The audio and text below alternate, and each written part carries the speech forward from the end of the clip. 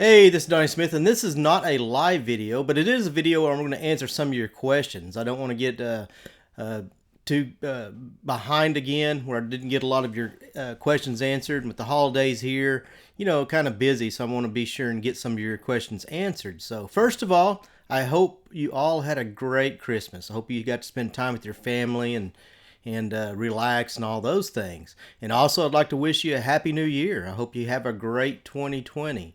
So best wishes to you, and I hope all goes well. So let's go ahead and get started so I can start answering some of these questions that I had here on YouTube.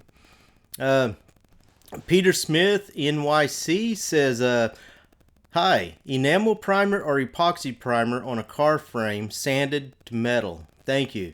And Peter, if I had something sandblasted, I would definitely go with epoxy, because epoxy is really going to provide the best corrosion protection, primer. That's what I prefer. Again, there's opinions out there, and there's going to be different opinions. And if you have a different opinion, be sure and leave us a comment in the sections. But out of those two, or in the comments, out of those two primers, I would definitely go with epoxy. I think you'd get a better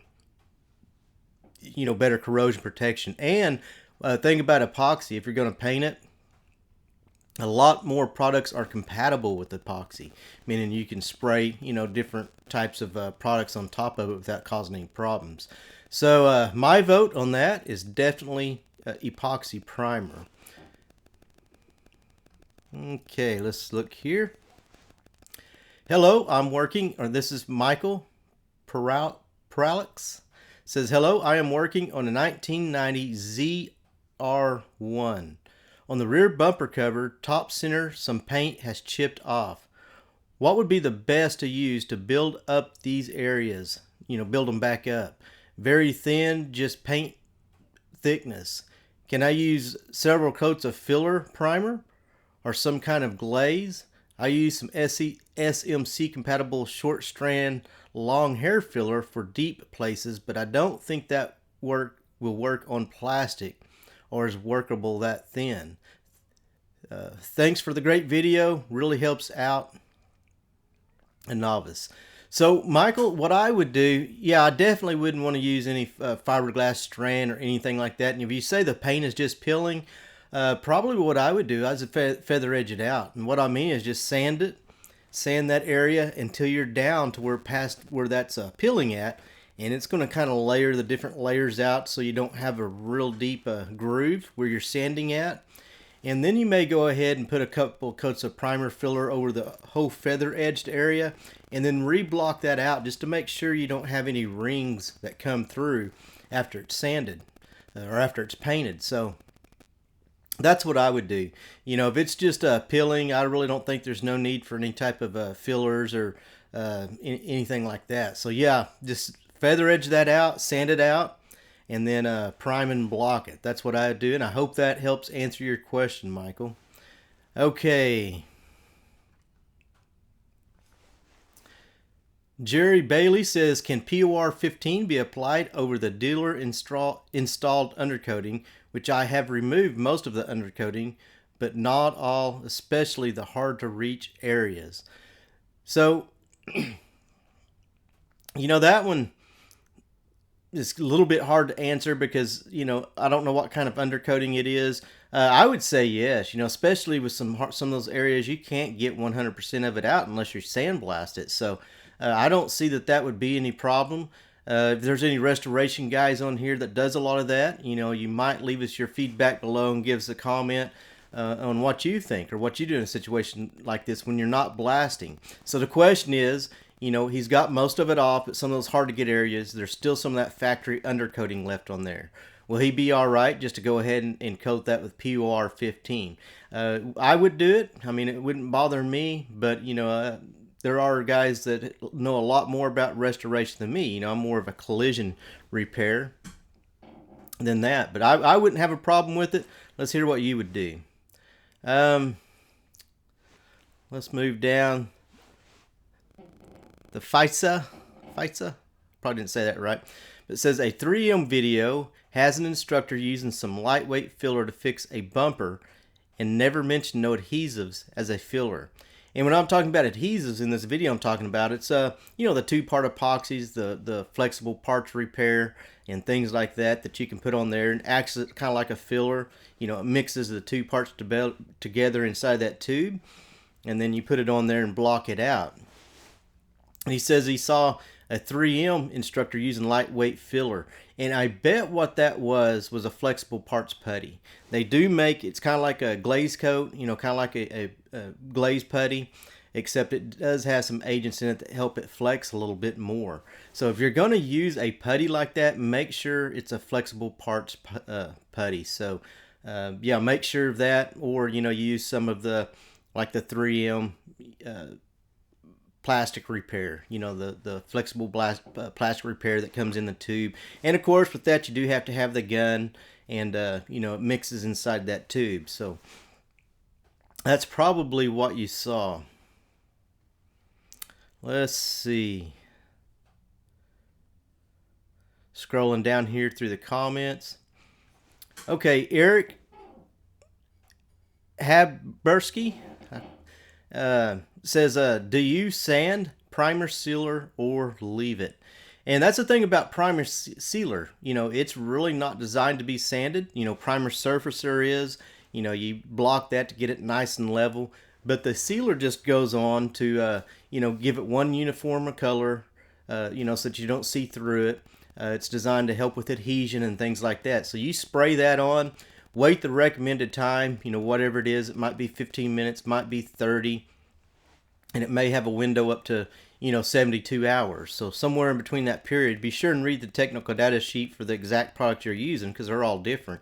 But if you come back and spray your base coat within that window, you should be fine. Now, if you do go past that window, you will have to lightly scuff that, because you lost your chemical adhesion, and now you're going to have to provide some mechanical adhesion by scuffing it a little bit. So yeah, normally you do not need to sand your sealer unless it's been on there for a while. Matthew Rep asks, hi Donnie, quick question. Is Speed Coat automotive paint good? Good quality automotive paint? And you know, again, I really can't answer this one. I have heard of this product, but I have never used it. And again, I'm going to have to rely on some of you out there that maybe have used that. If you have ever used Speed Coat product, you know, they have a line of products, paint and fillers and things like that. If you've ever used that and had good luck or bad luck, you know, be sure and leave us a comment below. Remember, we can all learn from each other. I definitely don't have all the answers, so I'm looking for some of you that maybe have had experience with this Speed Coat to help answer this. So Matthew, I'm sorry I can't help you, but hopefully someone in our community, you know, on one of my viewers that has used that will let us know. So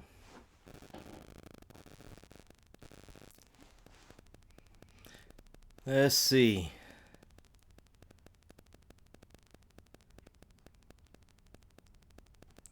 Okay, Jay Bourbon says, hey, need some help here. Had a buddy mix me some waterborne paint at the Honda dealer for my Toyota ground effect panel. I painted the thing about 5 hours ago, and I need to know if I can get away with Rustoleum crystal clear enamel for my clear coat. This is the only clear coat I have, and nothing is open tomorrow for Christmas. So this comment's actually a little bit late probably than you is needing, so I'll go ahead and answer it the best I can. Should I wait to do the clear coat with the enamel clear, mess up my paint? I see you did the clear shortly after the base coat. Stressing here. New to this, and this was my first time ever to use a spray gun today. I hope I didn't wait too long to, I gotta read more, shoot this clear coat. Well, again, this is going to depend on the brand of waterborne that you used. I know for viral base, so you usually got 24 hours to put the clear coat on. If you don't, you may need to scuff it and put another light coat on. As far as using the Rustoleum clear coat, I would not do that. I've never tried it and tested it. You might spray a test panel and just see what happens, but I would be afraid to try that because it's not really designed for the automotive paint. But I can't honestly say that it's not going to work because I've never done it. So I would probably rather get some automotive type clear to put on top of that. Most waterbornes have clear as it's kind of recommended for them. But yeah, I would be afraid to put the enamel Rustoleum on top of that. Might wrinkle or cause some problems, and it might not.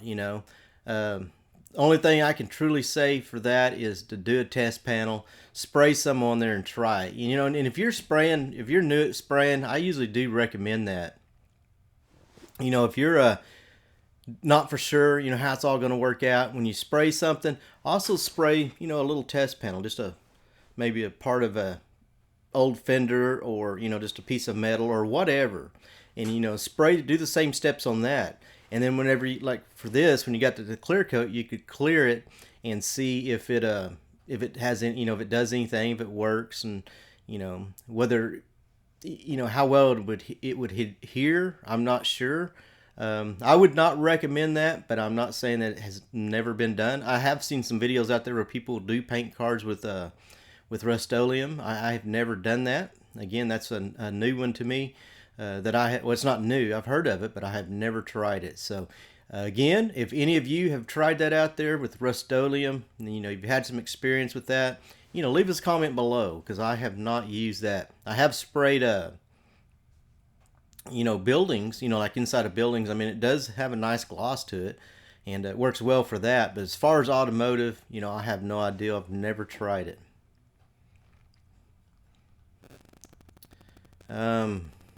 Let's see.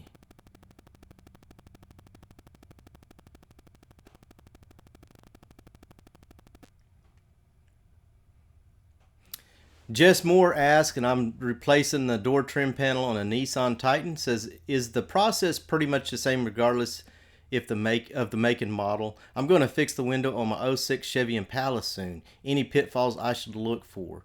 And it's the basic same concept on all cars. Sometimes clips are located in different places. The door panels are put on different. So it's a little bit different, that you may have to look for some hidden clips, screws. But, basically the trim panels come off the same way. You're going to have clips that hold that door panel on. Really, it is the same, but, it's different at the same time. So, and most of the regulators, they're kind of held in the same way. They usually got bolts holding them in, and there's usually two places that hold it to the glass. So, yeah, maybe a little bit different than this Titan, but it's the same concept. Okay.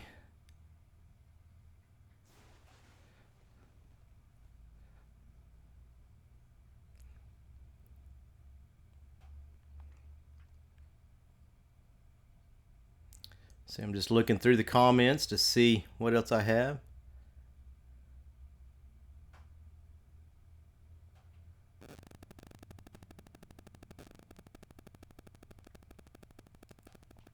A lot of these comments, it takes me a little bit to read them.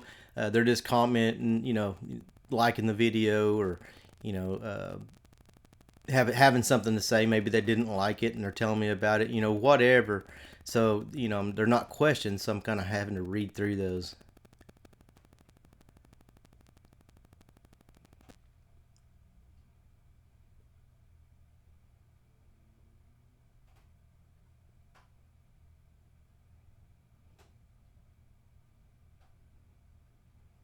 Maybe that's got me caught up.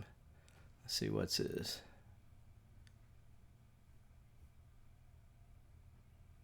Okay, here's one. Let's see, Herp. Thanks. If I repaint a factory job in good condition, changing colors or replacing hood for collision work, do I need to reprime, or can I base coat after sanding with 600? It's an Oxford white being repainted to the tri-coat metallic white. So with white base coat already on there, can you skip the primer and go right to laying new white base coat? And the answer to that is yes. You don't necessarily have to use a primer sealer or any type of primer. Certainly wouldn't need to use primer surfacer and block it all out, because you've done that. You said it's in good condition. There's no dents. And yeah, you can skip the primers on that. You can sand it down with 600 grit. Like I said, anywhere between 4 to 600 is kind of the range. Get it sanded down, and then you can go straight back with base coat on top of that. That is perfectly all right. Now, if you do sand through in some spots, you may have some spots that is a different color. That's where it may cause a problem. You might see through and see those spots. But as long as you didn't sand through and you still got your white back coat, you know, that would be perfectly fine.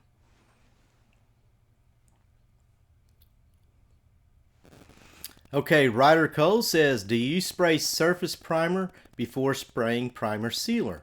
And yeah, the primer surfacer is for where you did body repair damage at. You don't necessarily have to spray the whole car or whole panel with that. That's just where you had done any feather edging or there was body work and you want to fill the scratches or pinholes or just the minor imperfections, what's primer surfacers for. And then you'll block that out. And then once that is done, then you apply the primer surfacer. Now the primer sealer. Now the primer surfacer has to be sanded, but when you put the primer sealer on, you know, you don't have to sand that. You can put your primer sealer, wait the allowed recommended time, flash time, and then come back and put your base coat straight on top of that without sanding.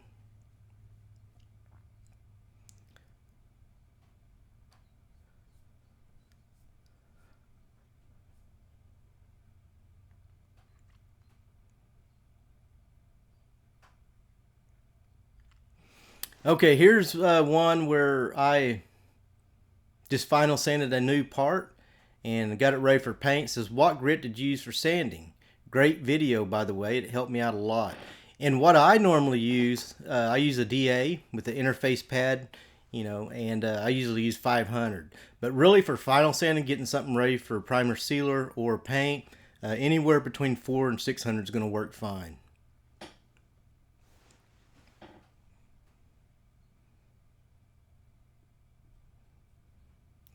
Let's see.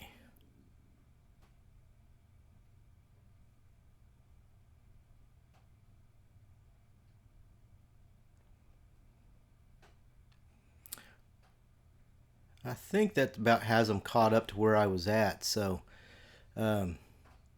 anyway, this was just a real quick video just to answer some questions so I don't get too far behind. And I do wish you all have a good new year. You know, hope you have an exciting and fun new year, and you be safe and have time, you know, fun with your family and things like that. So anyway, I do appreciate you for watching this video. If you have any questions, leave a comment below. I'll try to get them answered. Sometimes, like I said, I do get a little bit behind, but I will try to get them answered. If I do skip it, which happens sometimes, just ask again, you know, in a same video or different video, and hopefully I'll see it. So anyway, thanks for watching. Take care, and we'll see you in the next video.